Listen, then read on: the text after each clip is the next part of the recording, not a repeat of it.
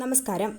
ജമ്മു കാശ്മീരിൽ ഭീകരരുമായി ഏറ്റുമുട്ടൽ. പഹൽഗാം ഭീകരാക്രമണവും തുടർന്നുള്ള സംഘർഷങ്ങളും അവസാനിച്ചു വരുന്നതിനിടയിലാണ് ഇപ്പോൾ വീണ്ടും ഏറ്റുമുട്ടലുണ്ടായിരിക്കുന്നത്.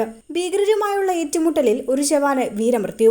സന്ദീപ് പണ്ടുറങ് എന്ന സൈനികനാണ് ഏറ്റുമുട്ടലിൽ പരിക്കേറ്റ് ചികിത്സയ്ക്കിടെ വീരമൃത്യു വരിച്ചത്. ജമ്മു കാശ്മീരിലെ കിഷ്ത്വാറിലാണ് ഏറ്റുമുട്ടലുണ്ടായത്.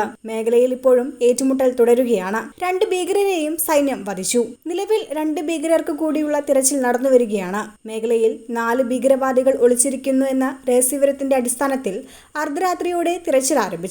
രാവിലെ 6:30 ഭീകരർ സുരക്ഷാ സേനയ്ക്ക് നേരെ വെടിയുതിർത്തതോടെയാണ് ഏറ്റുമുട്ടലുണ്ടായത്.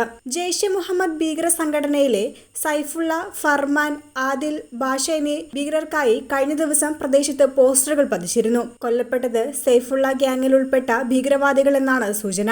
വൈറ്റ് നൈറ്റ് കോർപ്സിന്റെ എക്സ് അക്കൗണ്ടിലൂടെയാണ് വിവരം പുറത്തുവിട്ടത്. വെടിയേറ്റ് ചികിത്സയിലായിരുന്ന ജവാനാണ് വീരമൃത്യു വരിച്ചത്. ശക്തമായ വെടിവെപ്പ് തുടരുന്ന സാഹചര്യമാണ്. വെടിവെപ്പിൽ ജവാന്മാരിൽ ഒരാൾക്ക് ഗുരുതരമായി പരിക്കേറ്റു. സൈനികന്റെ ജീവൻ രക്ഷിക്കാനുള്ള ശ്രമങ്ങൾ നടത്തിയെങ്കിലും ഫലമുണ്ടായില്ലെന്നും വൈറ്റ് നൈറ്റ് കോർപ്സിന്റെ എക്സ് അക്കൗണ്ടിൽ പറയുന്നു. ഏതാനും ദിവസങ്ങൾക്ക് മുൻപ് ജമ്മു കാശ്മീരിലെ ത്രാലിൽ ഭീകരർക്കെതിരായ ഓപ്പറേഷൻ നടന്നിരുന്നു. ത്രാൽ ഗ്രാമത്തിലായിരുന്നു ഭീകരരുണ്ടായിരുന്നതെന്നും 3 ദിവസത്തിനുള്ളിൽ 6 ഭീകരരെ വധിച്ചുവെന്നും സൈന്യം വ്യക്തമാക്കി.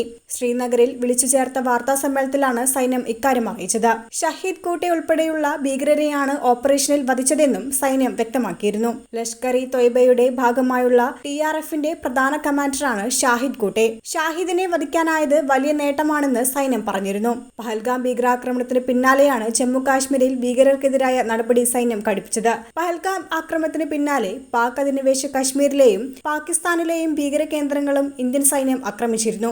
അതിർത്തി കടക്കാതെയായിരുന്നു ഇന്ത്യൻ സൈന്യം പാകിസ്ഥാനിൽ താവളം ഉറപ്പിച്ചിരിക്കുന്ന ഭീകരർക്ക് മറുപടി നൽകിയത്. ഓപ്പറേഷൻ സിന്ദൂർ എന്ന പേരിൽ ഇന്ത്യ നടത്തിയ ആക്രമണത്തിൽ പാകിസ്ഥാനിലെ വ്യോമ കേന്ദ്രങ്ങൾക്കും കേടുപാടുകൾ സംഭവിച്ചിരുന്നു.